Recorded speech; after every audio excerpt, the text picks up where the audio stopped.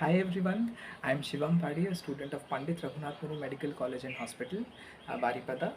In this INICET 2025, I secured an All India rank of 19. So this is basically a video where I'll be sharing my strategy, my plan over these many years. And before I get started, I would like to share two things. First of all, this is basically a video of what I have done, and any preparation for any competitive examination per se is uh, has some sort of flexibility. So at some point of time, if you haven't achieved certain milestones, you can plan your way around it. Whatever time is left, accordingly you can plan. And secondly, I would basically share a small conversation with one of my seniors, Dr Ranjan Raut Bhai, who is doing his surgery in AIMS Delhi. So he has also, last year he got an amazing rank. So basically, while I was talking with him, he said that when he entered, one of his seniors asked him, "Where are you from? Where in Odisha are you from?" And he said, he guessed like, "Are you from AIMS Bhubaneswar?" So he said no. "Are you from SCB?" He said no. And then he said that I am from PRMMCH. Then the senior asked, "What is PRMMCH?" So he explained that this is Pandit Raghunath Murmu Medical College and Hospital. It's in Baripada and all that. So he said that if you come here this time, I hope that you don't have to explain or expand PRMMCH anymore. So basic idea I want to share basically is that my college is a relatively new medical college. There are only 2 years of seniors above me. So mostly I would like to address the fact that sometimes people say you that you're in, or sometimes you yourself think that you're in a new medical college, so it's not possible. Or sometimes you might think that the internship, if you are trying to manage internship, if you're either you do well in internship or you do well kind of preparation, so internship and preparation cannot be managed together. All these thoughts, you somehow need to, these thoughts may come to you, but you need to manage them, and you need to believe in yourself, and do it. Sometimes it is actually you who defines the background you come from, and not the other way around. So with that, let's get started.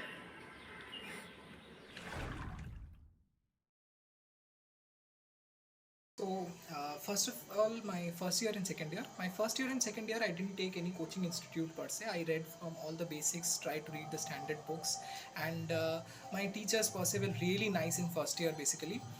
So that's what I tried to cope up with. So during my third year and my fourth year, I decided to take up Marrow Plan C. For my third year, my plan was that in spite of reading the classic third year subjects, not only reading the just classic third year subjects like ENT, Optha, FMT and PSM, additionally, I would also read subjects from fourth year.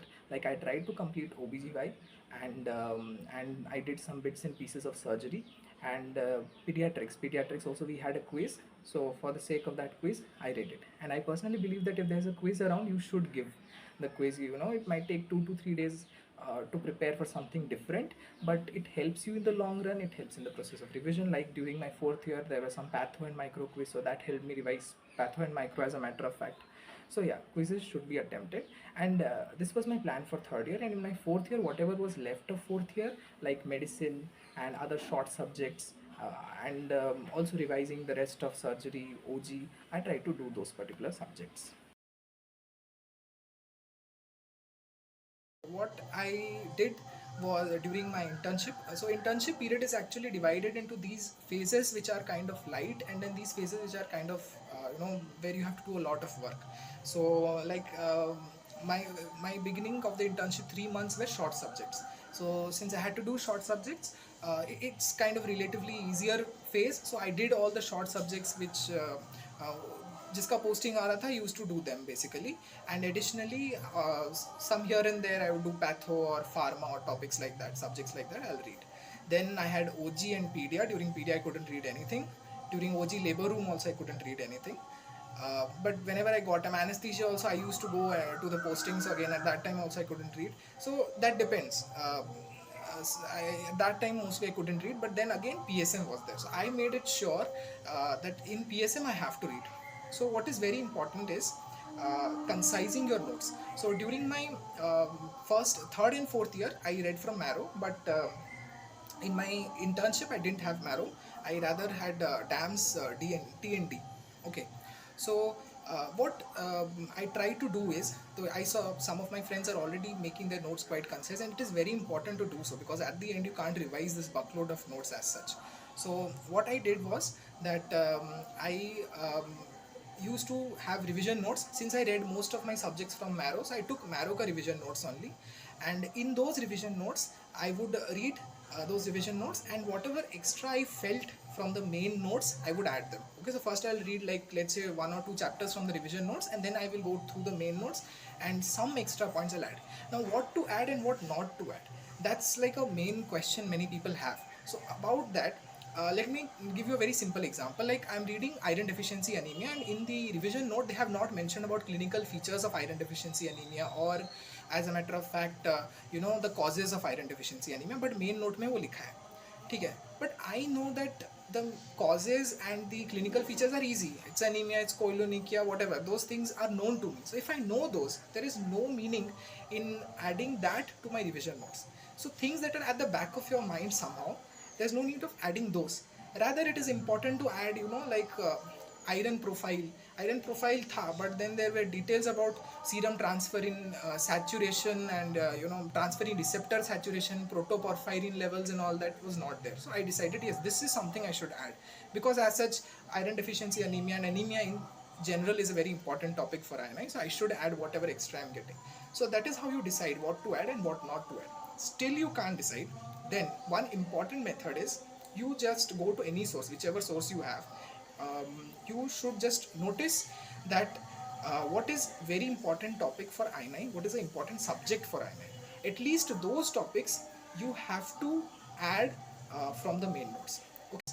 And how do you figure out what is important for INI and what is not important? So if you have a resource like INI TND, or if you have a resource like Mission INICT, DAMS, I had DAMS, so DAMS mein unka chalta rehta hai. They had INI TND, but then again they had this Mission INICT, then again they had previous year question discussion. So in some way or the other I figured it out.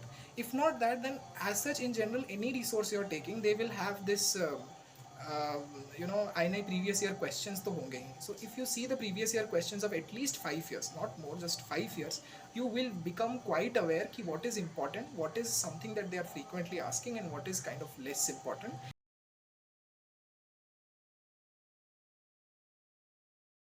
And then in the month of April, it was my goal कि जो भी concise किया है, जो भी करा है, that note I have to revise again once during the month of April. And then the last 14 days which I have, that is in the month of May, 17 May exam, and the last 14-15 days I have to revise that again. Last two revisions I have to finally do. So to sum up or to summarize, basically the entire plan can be thought of as a pyramid, where the base of the pyramid is that you should know the basics of every subject. Almost every subject should be covered. You can't afford to leave short subjects or anything. Try that you have covered almost all the subjects. Even medicine also, you should have read. During my 1 month period, I tried to read some medicine here and there. During my 15 days revision, I couldn't revise medicine, but during my 1 month period, I tried to read medicine. At least some basics I tried to get to understand. So what is important is you should be aware of all the basics, and that is the base of the pyramid. And above that, you build, basically read all the INI PYTs, PYQs, at least 5 year ka previous year questions you solve, and from that you understand what is important, what are the basically important previous year topics. Once you get an idea of it, you do your in-depth research and you add it into your notes. This two basic step of the pyramid is very important. Above that, you can do any extra edge information if you want. And then above all, at the top of the pyramid is luck. Luck is a major factor.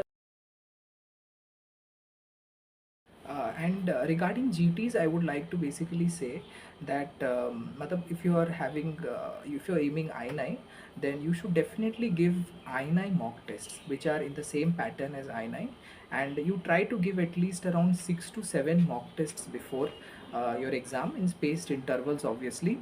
That helps you a lot in deciding the time management. Also, most mock tests from any resource you are doing will be based on previous year topics and questions, so that also helps you in knowing what is important, what is not important.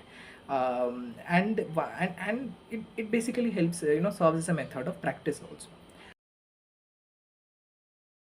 So saying that, I hope I have answered a few questions of yours.